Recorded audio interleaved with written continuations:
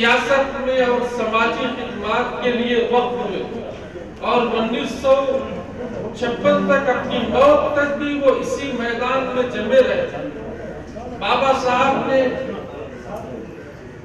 काला राम मंदिर इसके बारे में 5 साल तक संघर्ष किया, क्योंकि बाबा साहब जानते थे कि एससी के लोगों, शेड्यूल कास्ट के लोगों को अनटचेबल डिक्लेयर किया। ब्राह्मणों ने कहा था कि ब्राह्मण यहाँ का है, वैश्य क्षत्रिय यहाँ का है, वैश्य यहाँ का है, बाकी सब शूद्र है। शूद्र में जो है ओबीसी टचेबल है और एससी एसटी जो है अनटचेबल है। बाबा साहब मेहनत करते रहे कि ऐसा धर्म जो हिंदू धर्म है, जो ब्राह्मणों का धर्म है, इस धर्म में एससी के लिए कोई इज्जत नहीं है। एससी को उठाना चाहिए और एससी को शासन वर्ग बनाना चाहिए, उसको समाजी और सियासी इज्जत दिलाना चाहिए। उसके लिए उन्होंने चौडाल तालाब सत्याग्रह किया, कालाराम मंदिर का आंदोलन किया। फिर जो एससी समाज को उन्होंने उठाया और 10,000 अपने साथियों के साथ लेकर उन्होंने कहा कि मैं पैदा तो हिंदू धर्म में हुआ, लेकिन ये मेरे बस की चीज नहीं थी, लेकिन मैं कभी हिंदू धर्म में नहीं मरूंगा। और हिंदू धर्म एससी कहते हैं हम हिंदू नहीं है, एसटी कहते हैं हम हिंदू नहीं है, ओबीसी कहते हैं हम हिंदू नहीं है, एमटी डीएनटी विजेएनटी कहते हैं हम हिंदू नहीं है।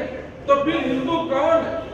3.5% का ब्राह्मण वो हिंदू है, जो पार्लियामेंट पे कब्जा कर चुका है, जुडिशरी पे कब्जा कर चुका है, ब्यूरोक्रेसी पे कब्जा कर चुका है, मीडिया पे कब्जा कर चुका है और पूरे भारत के मूल निवासियों को गुलाम बना चुका है। ದೇಶದ ಪರಿಸ್ಥಿತಿ ಅಂದ್ರೆ ಇದಕ್ಕೂ ಶೋಚನೀಯ. ಈ ಮಧ್ಯದಲ್ಲೂ ಕೆಲವೆಲ್ಲ ಇವತ್ತು ನಮ್ಮನಲ್ಲೇ ಯಾವುದೇ ಜಗಳ ಇಲ್ಲ ರೀ, ಮುಸ್ಲಿಂ ಬಾಂಧವರು ಇದ್ದಾರೆ, ನಾವೆಲ್ಲ ಇಲ್ಲೇ ಇದ್ದೀವಿ, ನಮ್ಮ ನಡುವೆ ಯಾವುದೂ ಇಲ್ಲ, ದ್ವೇಷನೂ ಇಲ್ಲ, ಜಗಳನೂ ಇಲ್ಲ. ನೋಡಿದ ಪತ್ರಿಕೆಯಲ್ಲಿ ಬರೀತಾನೆ ಇರ್ತಾರೆ, ಟಿವಿ ಬರ್ತಾನೆ ಇರ್ತಾರೆ, ನನಗೆ ಅರ್ಥನೇ ಆಗೋದಿಲ್ಲ. ನಾವೆಲ್ಲ ಬಾಯಿ ಅಂತ ಯಾವ ಹೋರಾಟಕ್ಕೆ ಎಲ್ಲರೂ ಸೇರ್ತಾರೆ, ಇದು ಅರ್ಥ ಆಗ್ತಾ ಇಲ್ಲ. ಇದಕ್ಕೆಲ್ಲ ಅದು ಗಣಿ ಇದ್ದಂಗೆ ಅವರು, ಯಾಕಂದರೆ ಅವರು ಏನು ಮಾತಾಡ್ತಾರೆ ಅದನ್ನ ತಮ್ಮ ವೃತ್ತಿಯಲ್ಲಿ ಮತ್ತು ತಮ್ಮ ಬದುಕಿನಲ್ಲಿ ಅನುಭವಿಸ್ತಾರೆ. ನಮ್ಮ ಮುಖ್ಯವಾಗಿ ಬಂದಿದ್ದು ಉದ್ದೇಶ, ಗೆಳೆಯ ಫೋನ್ ಮಾಡಿ ಹೇಳಿದಾಗ ನನ್ನ ಕಣ್ಮುಂದೆ ಬಂದಿದ್ದರೆ ಸರ್ದಾರ್ ಅಹಮದ್ ಖುರೇಶಿ ಅವರು. ನಿಜಕ್ಕೂ ನನಗೆ ಅಂಥ ಒಬ್ಬ ಜಾತ್ಯತೀತ ವ್ಯಕ್ತಿತ್ವದ ಮನುಷ್ಯನನ್ನ ಅಪರೂಪ ನಾವು ನೋಡೋದು. ಎಲ್ಲೇ ಕಡೆಗೆ ಯಾವುದೇ ಸಂಕೋಚ ಇದ್ದೀರ, ಎಷ್ಟೇ ಹೊತ್ತಲ್ಲಿ ದೌರ್ಜನ್ಯ ಆಗಿದೆ, ಈ ರೀತಿ ಸಮಸ್ಯೆ ಆಗಿದೆ ಅಂದರೆ ಖುರೇಶಿ ಅವರು ಅಲ್ಲಿ ಹಾಜರಿರ್ತಿದ್ರು. ಅನೇಕ ಸಂದರ್ಭಗಳಲ್ಲಿ ನಾವು ವಿಧಾನಸೌಧ ಮುಂದೆ ಕಾರ್ಯಕ್ರಮ ಮಾಡಿದಾಗೆಲ್ಲ ಅವರು ಬಂದು ಅಲ್ಲಿ ಮಾತಾಡ್ತಾ ಇದ್ರು. So today Dr. Ambedkar's 130th birthday, and there are floral tributes all over India. But Dr. Ambedkar passed away in the year 1956. His family members and the followers from Mumbai wanted to bring his dead body from Delhi to Bombay and bury it. The then central government led by Nehru refused even to give a flight, and with great difficulty they brought the body to Mumbai and buried it. Till 1967, not even one road or one place named after Ambedkar. So he resigned from Congress cabinet in the year 1951. Thereafter, doctor was disowned by this country as a whole. See, when the Dalits ascertained their right, land right, then the Congress and the ruling class felt that he should be appropriated. Days passed on. 1990 only, Government of India bestowed Bharat Ratna on him. So now the present dispensation completely devastated the rights of Dalits. Their employment opportunity was destroyed by privatizing the public sector. See, Dalits in this country pushed back to 250 years. But to cheat the Dalits, they are iconizing Ambedkar. So behind this there is a politics to cheat the scope, scheme, struggle, ideology of Dr. Ambedkar and protecting the interest of the marginalized, vulnerable Dalit people. Deliberately they are iconizing, that is what is going on. So this is the answer to you. Then you present dispensation. See, the present dispensation,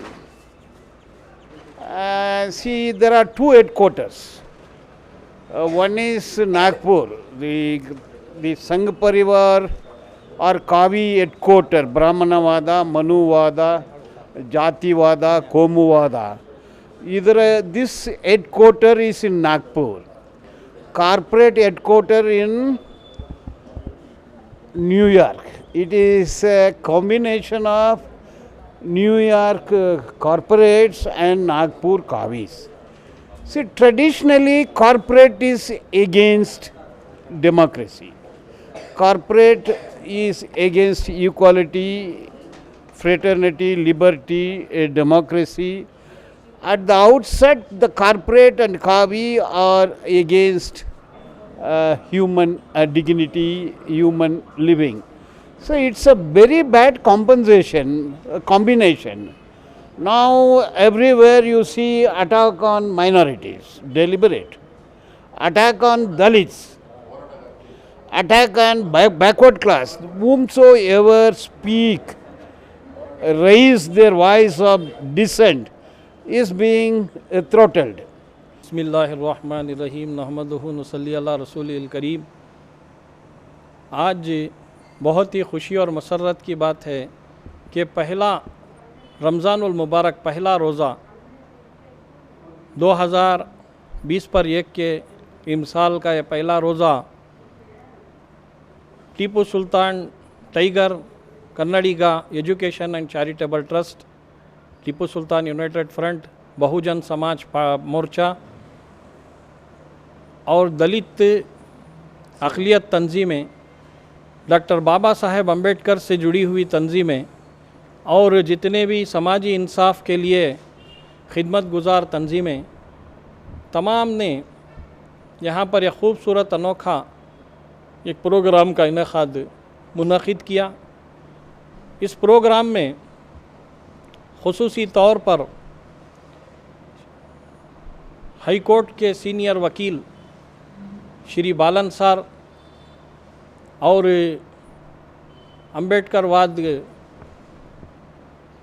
दलित संघर्ष समिति के सदर श्री मारोली शंकर, समता सैनिक दल के रियासती सदर Shri B चन्ना कृष्णप्पा सर और श्री टी नरसिम्हा मूर्ति सर, इनके अलावा डॉक्टर यूनुस जान्स और अवानिका मैडम जो बहुजन समाज मोर्चा की महिला घटक की बेंगलुरु की सदर हैं, इनके अलावा हज़रत टीपू सुल्तान शहीद रहमतुल्लाह अलैह से मंसूब शुदा तंजीमों के लीडरान वराकीन और जनाब खालिद दलित सेने के जो जनरल सेक्रेटरी हैं वो भी हमारे साथ शामिल हैं।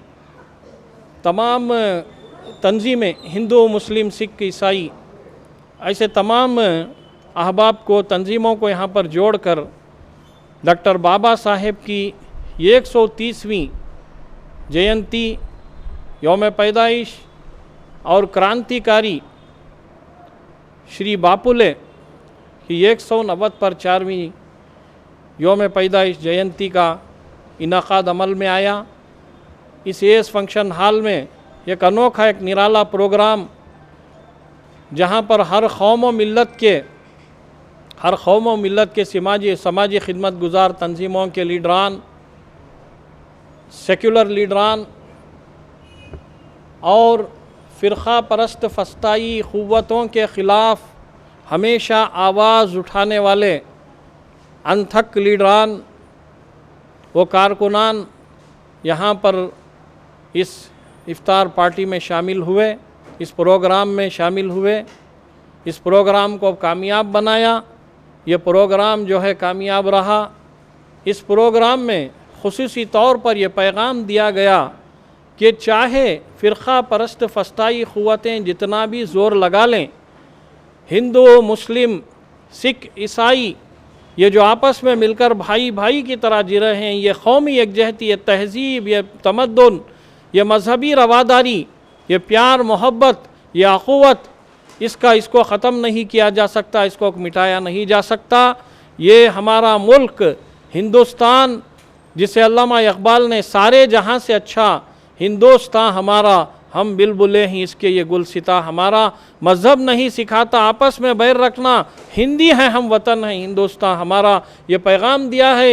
यही पैगाम देते हुए आज के तमाम लीडरान ने ये साबित कर दिया, इस प्रोग्राम को कामयाब कर दिखाया कि हम जो हैं तमाम हिंदुस्तानी, कितने भी मज़हब हो, कितनी भी ज़बानें हो, हम सब मिलकर एक ही साथ हैं, एक भाई भाई हैं। उगादी के त्यौहार में भी एक दूसरे को मुबारकबाद हम पेश करते ही, रमज़ान के रोज़ों में भी हम इफ्तार पार्टी में शामिल होते ही, और गुरुद्वारे जाकर भी उनको भी जो है गुरु नानक जयंती पर हम मुबारकबाद पेश करते ही, और ईसाई बरादरी को भी जाकर क्रिसमस के मौके पर हम उनको मुबारकबाद पेश करते ही। हमारे अंदर कोई भेदभाव नहीं है, हम तमाम एक हैं। और ये फूट हिंदुस्तान में तमाम मज़हबों के अंदर फूट डालने वाले फ़िरक़ा परस्तों के ख़िलाफ़ एक क़ुव्वत आहन बनकर हम हर वक्त तैयार हैं, ये पैगाम आज दिया गया। इस वीडियो को लाइक करें, हमारे चैनल को सब्सक्राइब कर बेल आइकन ज़रूर प्रेस करें हमारी लेटेस्ट वीडियो सबसे पहले देखने के लिए।